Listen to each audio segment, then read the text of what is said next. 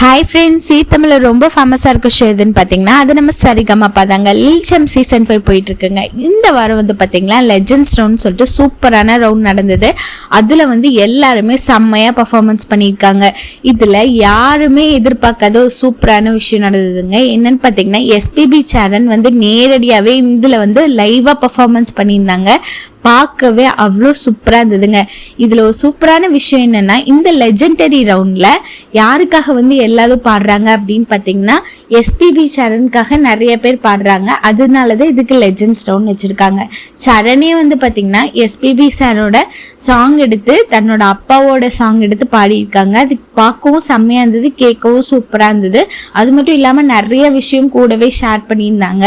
அவங்க வந்து வாசு அப்படின்னு சொல்லிட்டு எஸ்பிபி கூப்பிடுவாங்க, செல்லமா அப்படின்னா சொல்லிட்டு அவங்களோட பர்சனல் லைஃப்ல இருக்க நிறைய விஷயத்தையும் ஷேர் பண்ணியிருந்தாங்க. இவங்க என்ன பாடல் எடுத்து பாடியிருந்தாங்க அப்படின்னு பார்த்தீங்கன்னா ராகங்கள் 16 உருவான வரலாறு அப்படிங்கிற ஒரு சூப்பரான சாங் எடுத்து பாடியிருந்தாங்க. இது வந்து லிரிக்ஸ் எல்லாம் வந்து கண்ணதாசன் எழுதியது. நிறைய பேருக்கு வந்து பார்த்தீங்கன்னா இவங்களோட லிரிக்ஸ் எல்லாமே ரொம்பவே பிடிக்கும். ஸோ இந்த மாதிரி ஒரு சூப்பரான சாங் எடுத்து தன்னோட அப்பா பாடின சாங்கவே எடுத்து அந்த ஸ்டேஜில் பாடும்போது சூப்பராகவே பாடியிருந்தாங்க. பர்ஃபார்மன்ஸும் செம்மையாக கொடுத்துருக்காங்க.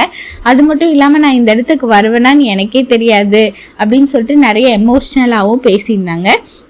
அது லாஸ்ட்டாக வந்து பார்த்தீங்கன்னா அப்பாவோட ஹார்மோனி டப்பா எடுத்துகிட்டு வந்து ஸ்டேஜில் வச்சுருந்தாங்க. அது வந்து அப்பா இல்லாதப்போ தான் எனக்கே அதோட அருமை தெரியுது. நானே தொட்டு நிறைய ப்ராக்டிஸ் பண்ணி ரிலிக்ஸ் எல்லாம் ஃபார்ம் பண்ணுவேன் அப்படின்னு சொல்லிட்டு நிறைய விஷயம் ஷேர் பண்ணியிருந்தாங்க. அதுக்கு உடனே அர்ச்சனா வந்து தொட்டெல்லாம் கும்பிட்டாங்க. அவ்வளோ சூப்பராக இருந்ததுங்க இந்த வருஷம். இதில் உங்களுக்கு எஸ்பிபி சரண் பாடின சாங் உங்களுக்கு பிடிச்சிருந்ததுன்னா மறக்காமல் ரெட் கலர் ஹார்ட் கமெண்ட் பண்ணுங்கள். மேலும் இது போன்ற தகவல்களை பெற சப்ஸ்கிரைப் செய்வோம். மறக்காமல் ஹைப் பட்டனை கிளிக் பண்ணிக்கோங்க.